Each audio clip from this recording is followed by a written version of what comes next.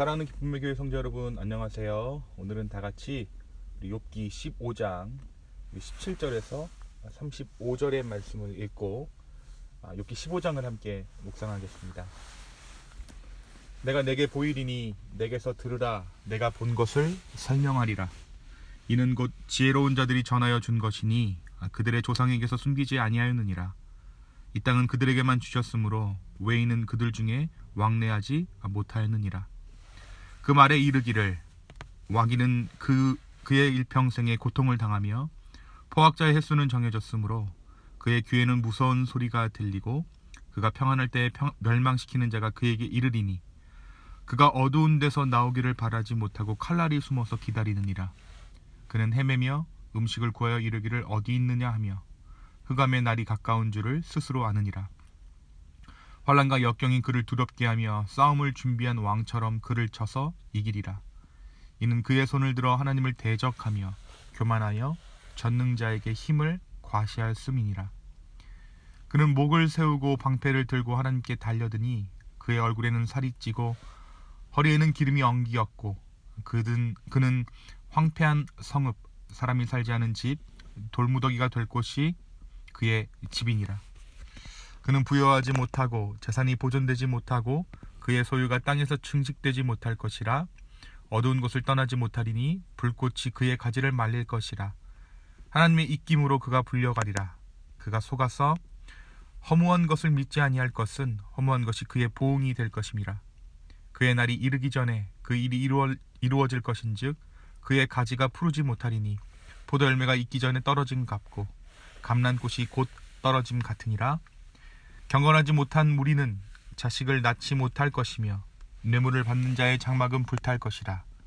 그들은 재난을 잉태하고 죄악을 낳으며 그들의 뱃속에 속임을 준비하느니라. 아멘. 우리가 지난 시간에 욥기 14장까지의 말씀을 함께 나누었습니다. 바로 전 묵상에서 우리는 욥이 새 친구들의 조언에 대해서 자신의 입장을 이야기하는 것을 함께 나누었습니다. 욥은 자신의 지혜가 결코 새 친구가 가진 것보다 못하지 않으며 자신은 하나님 앞에서 의로운 삶을 살아왔노라고 주장합니다. 급기야 욥은 하나님과 직접 변론하기를 소망하는 그의 마음을 하나님 앞에 토로합니다. 지난 우리가 묵상한 14장까지의 내용이 욥과 친구들의 1차 토론이었다고 한다면 오늘 본문인 15장에서 21장까지의 말씀은 2차 토론입니다. 2차 토론은 1차 때의 그것보다 훨씬 더 격렬한 표현들이 오갑니다. 15장 1절에서 6절이 기록하고 있는 것대로 엘리바스는 욥의 말이 헛된 지식과 같고 뱃속에 동풍을 채우는 것과 같다라고 이야기합니다.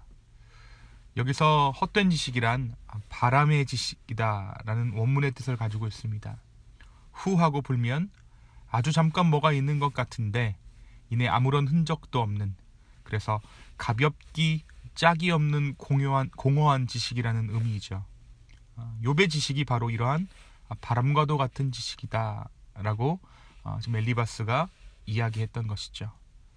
또한 동풍은 아라비아 사막에서 팔레스타인 지역으로 부는 뜨거운 바람을 가리킵니다. 이 바람이 불면 이어서 메뚜기 떼가 몰려와서 농작물 밭을 초토화시키곤 했습니다. 당연히 그 피해가 극심해서 백성들은 이 심한 기근을 이 동풍으로 인해 겪곤 했습니다. 욥의 말이 사람 뱃속에 부는 동풍과 같다라는 엘리바스의 말의 의미는 이 동풍이 농작물에 극심한 해를 끼치듯이 욥이 하는 말도 다른 사람에게 심각한 해를 끼치게 된다는 것이죠. 욥의 말이 다른 사람의 삶 가운데 위해를 가하여 파괴하는 흉기와도 같다라는 것입니다. 그래서 그렇게 파괴적인 언어를 사용하는 욥의 행동으로 보아서 욥은 죄인이고 욥은 악인이다 라고 엘리바스는 규정짓고 있죠. 바로 그 욥의 말이, 욥이 쓰는 단어들이 그가 죄인이고 악인인 강력한 증거라는 것입니다. 이어 엘리바스는 더 나아가 관록으로 욥을 짓누르려고 합니다. 9절에서 10절이 이렇게 증거합니다. 너가 아는 것을 우리가 알지 못하는 것이 무엇이냐? 너가 깨달은 것을 우리가 소유하지 못한 것이 무엇이냐? 우리 중에는 머리가 흰 사람도 있고 연로한 사람도 있고 너의 아버지보다 나이가 많은 사람도 있느니라. 욥보다 나이도 많고 연륜도 있고 훨씬 더 현명한 것이 우리다라고 지금 관록으로 나이로 욥을 누르려고 하는 것이죠. 엘리바스는 17절에서 35절의 말씀 가운데 자신의 신앙의 논리를 증명하기 위해서 악인의 운명에 대해 길게 설명합니다. 제가 오늘 읽어드린 이 본문의 내용은 악인이 어떠한 삶을 살게 되는가, 악인의 운명에 대한 엘리바스의 설명이라고 할 수 있습니다. 엘리바스에 따르면 악인은 그는 일평생의 고통을 당하고 포악자의 횟수는 정해졌으므로 잔인하게 살아온 사람들은 죽을 날까지 형벌을 받는다라고 엄포를 놓습니다. 그의 귀에는 무서운 소리가 들리고 악인이 평안할 때에 멸망시키는 자가 그에게 이르게 될 것이고 악인은 어두운 데서 나오기를 바라지 못하고 칼날이 숨어서 기다린다라고 이야기하죠. 흑암이 날이 가까운 줄을 그 악인은 스스로 알게 된다라고 엘리바스는 이야기합니다. 또한 환난과 역경이 악인들을 두렵게 하고 싸움을 준비한 왕처럼 그를 쳐서 이기게 될 것이다 라고 엘리바스는 악인의 운명에 대해서도 이야기하고 있어요. 악인은 두려움과 환난과 역경으로 인해서 이처럼 10가지나 되는 일을 겪어야 하는 비참한 인생을 살아갈 수밖에 없다라고 엘리바스는 이야기합니다. 엘리바스는 계속해서 욥이 악인이라고 단정을 하고서 이야기합니다. 특별히 엘리바스는 욥이 어떠한 죄를 지었을 것이라고 생각하는지, 구체적으로 이런 죄를 지었을 것이다라고 25절에서 26절을 통해 이렇게 이야기합니다. 이는 그의 손을 들어 하나님을 대적하며 교만하여 전능자에게 힘을 과시하였음이니라. 그는 목을 세우고 방패를 들고 하나님께 달려드니. 엘리바스는 욥이 하나님을 대적하여 마치 자기의 힘이 하나님과 대등한 것처럼 교만한 짓을 했고 완고한 마음으로 하나님과 정말 한번 붙어보고 싶어하는 마음이 욥 가운데 있었다라는 것이죠. 그러나 이것은 사실과는 아무런 상관없는 전적인 엘리바스의 생각이었습니다. 오늘 본문은 이렇게 막을 내립니다. 35절입니다. 그들은 재난을 잉태하고 죄악을 낳으며 그들의 뱃속에 속임을 준비하느니라. 하나님을 대적하는 사람은, 다시 말해 욥 같은 사람은 겉으로는 아무런 일이 없는 것 같고 의로운 삶을 사는 것처럼 보이지만 이미 그러한 삶 속에 재난의 씨가 자라고 있다는 것이죠. 이보다 더한 정죄가 없습니다. 이보다 더한 비난이 없습니다. 엘리바스는 강도 높게 욥을 비난하고 있습니다. 사랑하는 성도 여러분, 오늘 말씀은 우리에게 무엇을 말해주고 있을까요? 오늘 본문은 사람이 자기 생각에 매여있게 될 때에 얼마나 다른 사람의 삶을 함부로 정죄하고 난도질할 수 있는지를 생생하게 보여주고 있습니다.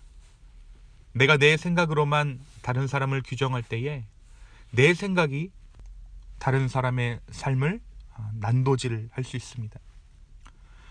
하지만 우리를 있는 모습 그대로 받아들여 주시는 분이 계시죠. 바로 예수님이십니다. 우리를 있는 모습 그대로 받아들여 주시는 예수 그리스도의 은혜를 우리가 경험할 때 우리는 다른 사람에 대해서도 용납할 수 있게 될 줄로 믿습니다. 우리가 어제 말씀에서 나눈 것처럼 우리는 보잘것없는 보리떡 5개와 물고기 2마리와 같은 존재입니다. 남자들만 해도 5,000명이 먹어야 하는 음식이 필요한데 있는 것이라고는 빵 5개와 물고기 2마리밖에 없어서 당황했던 제자들처럼 영원하신 주님 앞에 우리가 떡 5개와 물고기 2마리와 같다라는 것이죠. 오늘 이러한 인생, 오병이어와도 같은 우리의 삶을 다시 한번 우리 주님께 올려드리기를 소망합니다. 바로 그때 보리떡 5개와 물고기 2마리로 5,000명을 먹이셨던 그 주님께서 우리의 삶에도 주님은 열매 맺게 하실 것입니다. 마음을 다하여서, 정성을 다하여서 주님은 우리를 심으셨고 우리를 심으신 그 삶의 자리에서도 주님께서는 진리와 생명의 역사를 보게 하실 것입니다. 그 은총 가운데 우리의 삶을 온전히 내어 맡겨드리는, 그래서 비난과 정죄가 아니라 다른 사람을 위해 진정으로 기도할 수 있는 저와 여러분 되기를 예수님의 이름으로 축원합니다. 두 번째, 오늘 말씀 가운데 우리가 깨닫는 것은 사랑 없는 정답은 더 큰 아픔을 줄 수 있다는 사실입니다. 사랑도 없는데 정답마저 아니라면 더욱 치명적인 상처를 남길 수 있다라는 것도 오늘 말씀이 이야기해주고 있는 부분인 것 같습니다. 엘리바스는 정답이 아닌 것을 정답인 양 착각하고 자신의 교훈을 무시한다면서 욥을 정죄하며 저주했습니다. 욥은 친구죠. 오랜 친구입니다. 이 친구의 고민과 고통은 헤아리지 않고 오직 진리라고, 자신이 진리라고 착각하는 전통과 자신의 신학에 매여서 그 사상을 기계적으로 지금 욥에게 적용하고 있는 것입니다. 결국 욥은 이 엘리바스의 말을 통해 계속해서 고통당하고 있는 것을 우리가 보게 됩니다. 사랑과 긍휼이 없는 메시지가 욥을 더 큰 고통으로 몰아넣게 된 것입니다. 사랑하는 성도 여러분, 모든 일은 사랑으로 행해야 하는 줄로 믿습니다. 쉽게 답을 말하고 방향을 지시하는 것이 아니라 사랑으로 상하고 찢긴 마음을 헤아리며 진심으로 울어줄 수 있어야 합니다. 우리가 처음 욥이 고통을 당했다는 소식을 듣고 세 친구가 도착했을 때 그들이 아무런 말 없이 그냥 욥과 함께 울어주었다라는 내용을 접한 적이 있습니다. 엘리바스와 친구들은 처음에 그랬듯이 아무 말 없이 울어주며 끝까지 함께 해 주었어야 할 것입니다. 사랑하는 성도 여러분, 바로 우리가 줄 수 있는 위로는 이러한 위로일 것입니다. 그들과 함께하는 것, 어떠한 말, 정답을 제시하는 것이 아니라 함께하며 고통을 나누는 위로, 바로 우리의 삶으로 누군가의 삶을 위로할 수 있다면 그것만큼 그리스도인의 합당한 삶은 없는 줄로 믿습니다. 오늘 하루 부족한 삶이지만, 없는 사랑이지만 누군가의 진정한 위로가 되는 삶이 되기를 바라며 우리의 삶을 주님 앞에 올려드릴 수 있는 저와 여러분 되기를 예수님의 이름으로 축원합니다. 이 시간 함께 기도하시겠습니다.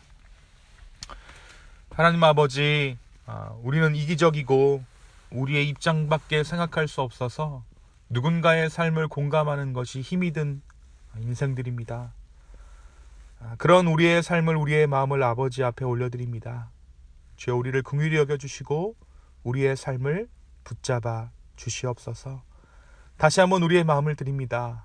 다시 한번 우리의 삶을 주님 손에 맡겨드립니다.